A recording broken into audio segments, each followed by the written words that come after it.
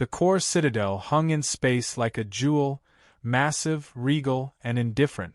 Its spires glinted in the light of a distant blue sun, a symbol of the Galactic Concord's dominion. Inside, the grand chamber buzzed with the kind of brittle politeness that always precedes historical mistakes. Staff Sergeant Mason Cross stood at attention, his boots planted like anchors on the polished obsidian floor. His dark eyes scanned the diplomatic chamber with the trained precision of someone who knew how quickly words could turn into bullets. The Terran delegation stood out, less ornate, more alert. Mason didn't wear medals or ostentation. His uniform spoke through discipline, not embroidery. Commander Tharnkor, a towering brute of violet skin and ceremonial armor, approached from across the hall with his usual sneer. Mason could feel the contempt radiating from him like heat from a plasma torch. The Galactarian's thick, ridged jaw twisted in disdain as he spoke. Is this what humanity sends? A soldier instead of a scholar?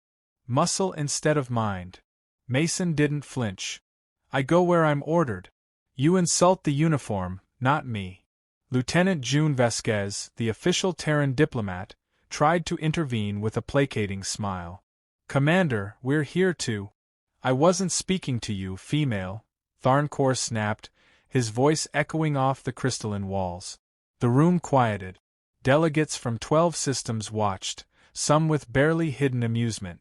Tharnkor took a deliberate step toward Mason, close enough that the sour musk of his breath touched skin. You are a race of children playing with weapons too dangerous for your understanding. And yet, Mason said calmly, you're the one who feels the need to bark in front of strangers. A collective hush settled. A flicker of surprise, perhaps even anger, crossed Tharnkor's face before it twisted into something darker. The slap came suddenly. A vicious, open-palmed arc of arrogance. Mason didn't move to block it. He didn't even blink as the blow struck his face with a sharp crack that echoed through the chamber. The Galactarian's clawed hand left a red imprint against the Marine's cheek. A few gasps. A few chuckles. Mason straightened, jaw flexing once. His voice dropped low and even. You just made a very short war very inevitable. Vasquez took a step toward him. Mason. He raised a hand, silencing her. His eyes never left Tharnkor's. You're not going to understand what's about to happen. Not until it's over. Tharnkor laughed, dismissive. Are you threatening the Concord? Mason stepped back with precision, tapped his comm unit. Echo Delta Protocol. Stand by for full spectrum response. Protocol confirmed, came the quiet voice on the other end. A flicker of unease crossed a few alien faces now. Not fear. Not yet. But the seed of it. Vasquez hissed under her breath. God damn it, Mason. We weren't supposed to push them today. Mason turned to her. His voice was calm, composed. I didn't. He did. They left the chamber without another word, boots echoing like gunshot. No one stopped them. No one dared. The slap lingered in the air like the aftertaste of spoiled wine. Back in the Terran delegation chamber, Mason wiped the blood from his cheek. He stared into a small screen, watched as a map of the core citadel blinked to life, lit up with coordinated markers. Marines, drones, disruptor nodes, all waiting, all silent. 47 minutes, he said softly, as much to himself as anyone else. That's all it'll take.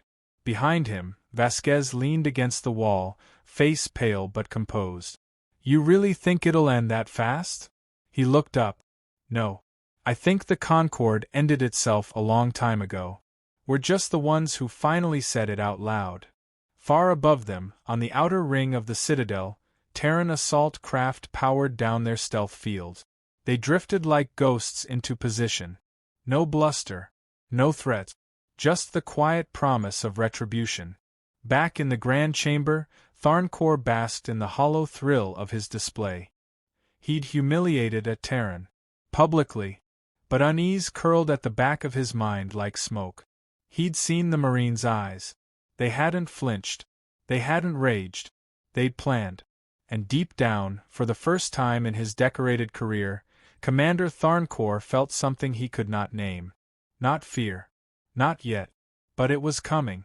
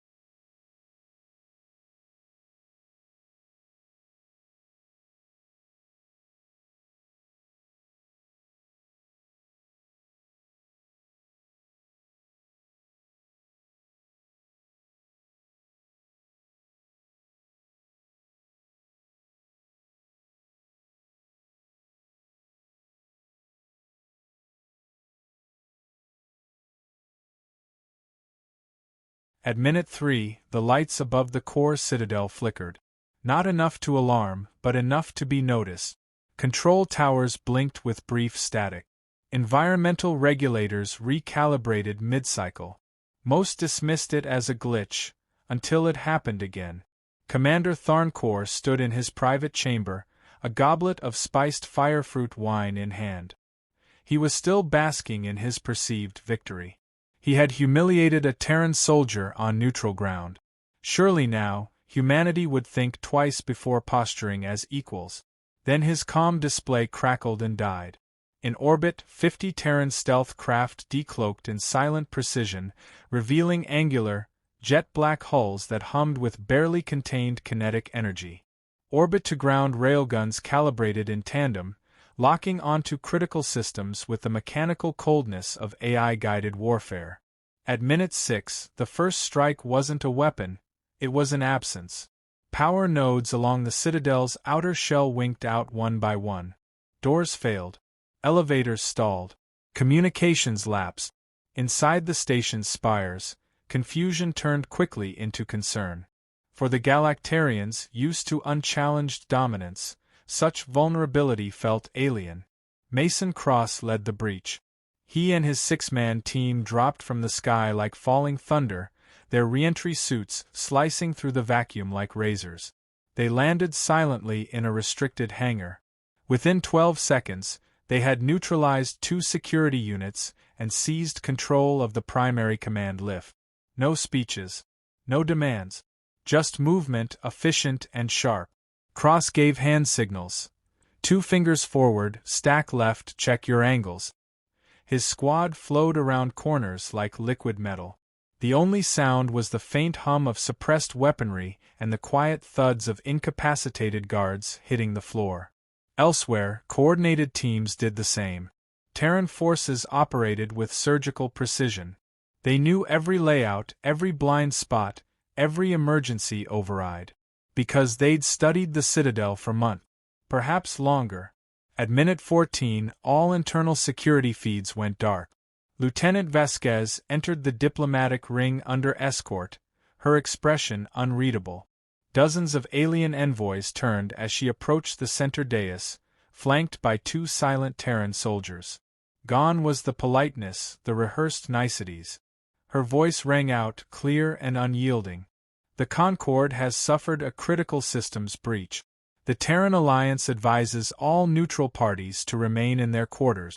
Any attempt to leave without clearance will be considered hostile. A Silari ambassador fluttered forward in panic. This is madness. You'll plunge the sector into war. Vasquez met his gaze with unnerving stillness. It's not war if it's over before dinner. Above them, screens blinked to life. Footage, unedited, raw, and damning, began to roll. Galactarian war crimes, torture chambers, civilian suppressions, secret recordings from supposedly peaceful annexations. Every lie, every injustice the Concorde had buried now unraveled in full view of the galaxy. Systems across the Concorde's empire flickered with panic. Civil unrest ignited on 3 core worlds. Military units stopped answering orders. Some defected. Some turned on each other. The Concorde's strength had always come from its unity. Now, exposed, it fractured. Back on the Citadel, Commander Tharnkor stormed into the High Chancellor's command suite, his expression wild. This is an act of war. We must respond. Vurix, usually composed, stared blankly at the chaos streaming on every screen. They took our systems in under 20 minutes, he whispered. They shut down our defense grid. Our fleets are blind. Our people. They slapped back. Tharnkor roared, unable to accept the enormity of it. But it wasn't a slap. It was judgment. Meanwhile, Cross advanced through the Citadel's northern command sector. He moved like a machine, relentless, exact. His team reached a security vault and opened the final override. Inside, 10 Concorde commanders stood frozen, some in mid-discussion, others trying to hide their insignia. He leveled his rifle, but didn't fire. No one's dying in here, he said. You're going to walk out. You're going to stand trial. And you're going to answer for what your empire did. This isn't conquest. This is consequence. One of the commanders spat on the floor. You think your kind will be loved for this? We don't need to be loved, Cross replied. We need to be understood. The room fell silent as he turned away. By minute 36, over 70% of the Citadel was under Terran control. No bombardments, no civilian casualties, just speed, planning, and overwhelming execution. The galaxy didn't expect humans to be this efficient, this precise. They thought they were new. They thought wrong. Mason found a moment of quiet in a high corridor overlooking the starfield. He touched the fading mark on his cheek from Tharnkor's slap. The pain had dulled. The memory hadn't. It wasn't just about today. It was about 10 years of being told humanity was too emotional, too volatile, too primitive. It was about his friend, Corporal Jennings, who had been executed in secret during a diplomatic escort mission last year, filed as combat engagement by the Concorde. That lie had cost everything. Behind him, Vasquez appeared, breathing hard from the long corridors. She stood beside him in silence for a moment. They'll surrender soon, she said. Chancellor's close to breaking. Mason nodded. We'll give them the same courtesy they never gave us. Her voice lowered. You think this changes anything long-term? He stared out at the stars, the way they blinked like warnings. Yeah. Because for the first time, they're listening. In the distance, alarms fell silent one by one. The slap had been loud. But the response? It had been quiet. Calculated.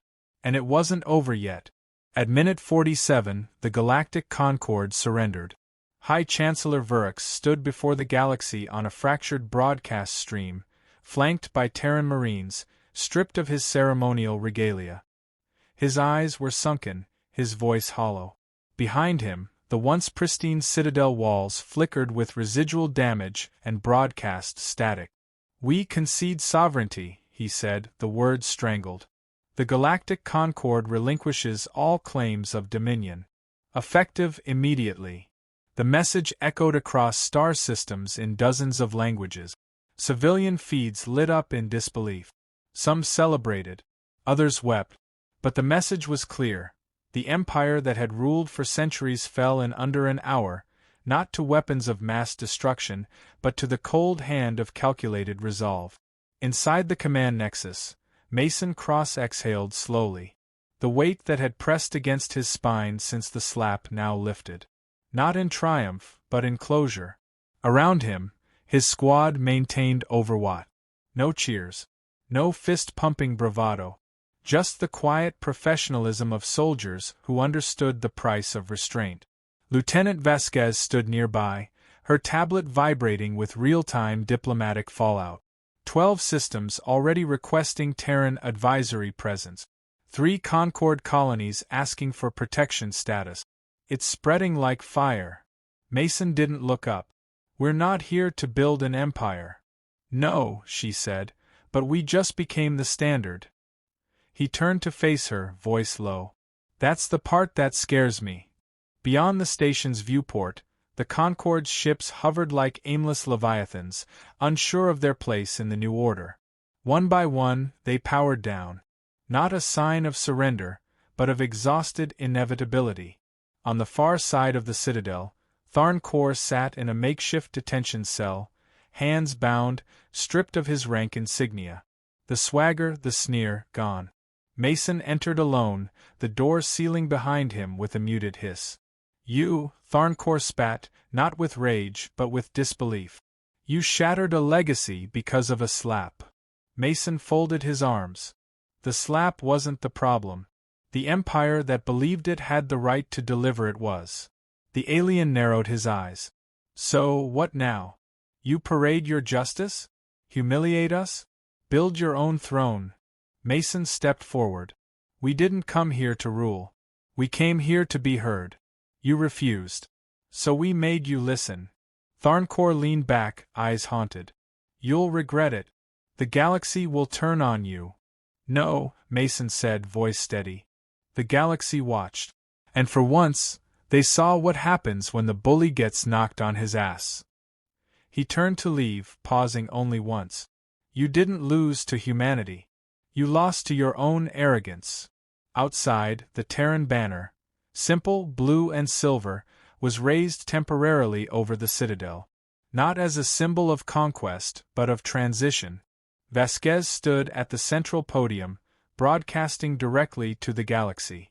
Her words, calm and deliberate, echoed through every major channel. The Terran Alliance recognizes the dissolution of the Concorde and invites independent systems to a neutral summit. We offer guidance, not governance. Partnership, not power. Respect is not taken, it is earned. And peace, she paused, eyes fierce, is enforced when diplomacy is denied. Across the stars, leaders began to recalibrate their stances. Some sent emissaries. Others vanished into the political shadows, unwilling to challenge the new balance. For now, at least, the galaxy pivoted around a new center, one not of dominance, but of quiet, capable consequence. Back aboard the Terran flagship, Mason stood in a quiet observation deck. His armor had been shed, replaced by a plain-duty uniform. A faint scar remained on his cheek where Tharn Kor's hand had landed. A reminder, not a wound. Vasquez joined him, hands tucked behind her back. Command wants to promote you. Public face of the victory. Medal, speech, the whole ceremony package. He shook his head. I'm not interested in a parade. Then what are you interested in? Mason watched a star flare in the distance. Quiet. Stability. Maybe a universe where my replacement doesn't have to take a hit to be taken seriously. She nodded, then smiled slightly.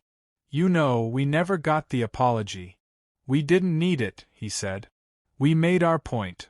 They stood there for a long moment, watching space ripple with calm after the storm. In the depths of the Citadel, decommissioned crews began to shut down redundant systems. The great empire's arteries slowed. But above it all, something new stirred, not the rise of Terran rule, but the assertion of their place. Not at the bottom. Not above. Beside. Mason turned away from the viewport. Let's go home. And as the stars slid silently past, the galaxy exhaled, bruised, rebalanced, and watching. Because the moment had passed. But the message remained. A week later, the core citadel drifted in low-power stasis, its lights dimmed and corridors empty. Where once parades of uniformed Concord officers strutted through halls of marble and chrome, now engineers and analysts in Terran blue moved with quiet purpose. The Empire was no more, but its remnants were still dangerous, like a corpse that hadn't yet cooled. Staff Sergeant Mason Cross walked the former War Command deck alone, the hum of his boots echoing through the still air. Each step carried the weight of memory. The faces of fallen comrades. The sharp crack of a slap that had done more than insult. It had crystallized history into a single point of ignition. He wasn't wearing armor. No rifle. Just a sidearm and a data pad clutched in one hand. His role had shifted, whether he wanted it to or not. Not just a soldier now, but a symbol, one he didn't ask to become. The central display lit up with a message from Earth's High Council. Immediate security assessment requested. Resistance factions confirmed forming in outer sectors. Begin contingency planning. Mason read it twice before sighing, and closed the display without answering. Not yet. Behind him, Vasquez's voice cut through the quiet. You're supposed to be resting. I don't sleep well surrounded by the ruins of failed tyrants. She stepped beside him, folding her arms, gaze fixed on the dormant war table. You think we won too easily? No, Mason replied. I think we won too fast. She didn't argue. Instead, she pulled a small hollow chip from her coat and placed it on the table. A map flared to life, dotted with red. Outlying systems, border worlds, unregistered clusters, all glowing like sparks about to catch. Concord loyalists, she said quietly. They're regrouping. Not under one banner, yet, but it's coming. You cracked the center. Now the outer rings are trying to harden. Mason stared at the map. They want revenge. They want purpose. After you strip an empire of its crown, all the jackals underneath start trying it on. A long silence followed. Then Mason said, This can't turn into a new war. We didn't break their back just to replace it with ours. No, Vasquez agreed. But if we don't prepare, we'll be remembered as a spark, not a change. Across the sector, the perception of Terrans was shifting. Some viewed them as liberators, others opportunists. The truth was murkier. Nobody rises without a shadow. Mason understood that. The point of the mission had never been to rule, only to prove that Terrans couldn't be dismissed. That humanity wasn't a junior species at the galactic table. But proving you belonged sometimes looked an awful lot like conquering. He returned to the detention wing that evening. Tharnkor hadn't spoken since his initial transfer to solitary quarters. Refused interviews. Refused food for a while too. Now he simply sat, motionless, like a statue sculpted from scorn and silence. Mason stood outside the energy barrier. He didn't announce himself. Eventually, Tharnkor stirred. Come to gloat. No. Then why keep coming back? Because I need to understand, Mason said. You weren't stupid. You knew provoking US would trigger a response. Maybe not this big, maybe not this fast, but you had to know something would come. Tharnkor's jaw tightened. I underestimated your pain. That stopped Mason. He stepped closer. The alien's eyes didn't meet his. We thought your species was ruled by anger, fire, emotion. What we failed to see was your memory. Your capacity to carry wounds for generations, then act in silence. Mason said nothing. I struck you because I believed you'd bark, not bite. And now? Tharnkor finally looked at him. Now I wonder if I struck the last sovereign species the galaxy will ever tolerate. Mason didn't flinch. We didn't ask for sovereignty.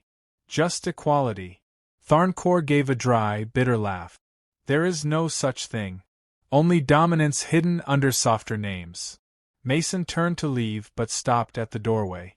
Then maybe it's time we prove that idea wrong. Later that night, as diplomatic messages flooded in from distant systems seeking guidance, refuge, or retribution, Mason sat alone in the observatory dome. Stars glimmered through the shield glass, cold, brilliant, untouched. He reached into his coat and pulled out a small silver disc. Jennings's dog tag. Still scorched. Still real. He rubbed his thumb across the edge and let the silence settle. A voice interrupted him softly. You can't carry the whole sector, you know. Vasquez again. Always appearing when the silence thickened. I'm not trying to carry it, Mason said. I'm just trying to make sure it doesn't repeat. She sat beside him, the stars reflected in her eyes. You know, some civilizations don't recover from their first collapse. Others use it to transform. Maybe the Concord falling wasn't the end of something. Maybe it was permission. Permission for what? To start over. Mason looked out at the infinite dark. Then we better get it right this time. And far beyond the Citadel, beyond the hushed remains of broken rule, the galaxy watched, not for the next empire, but for the first hope.